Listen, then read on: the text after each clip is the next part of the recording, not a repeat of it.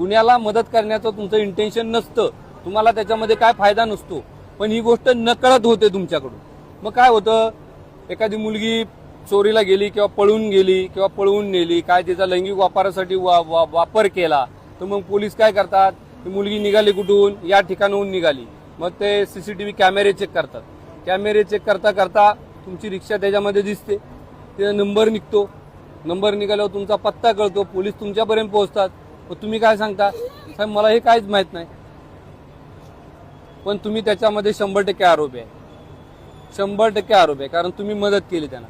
कारण तुमचं कर्तव्य होतं, तुम्हाला जर संशयास्पद वाटलं तर तुमचं कर्तव्य होतं की पोलिसांना कळवणं, म्हणजे तुम्ही तो गुन्हा टाळू शकला असता, तरी सुद्धा तुम्ही गुन्हा न टाळता त्या गुन्हेगारांना मदत केली, असं होतं. मग तुमच्यावर गुन्हा, गंभीर गुन्हा दाखल होऊ शकतो.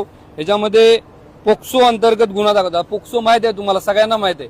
आता मुलांच्यासाठी एक वेगळा कायदा काढलेला आहे पोक्सो.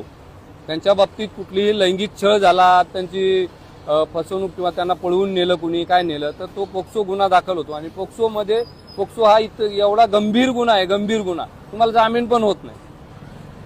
त्याला मदत केली किंवा तो गुन्हा केला तर तुम्हाला जामीन होत नाही, आयुष्यभर तुम्हाला त्या गुन्ह्यामध्ये अडकून राहावं लागेल.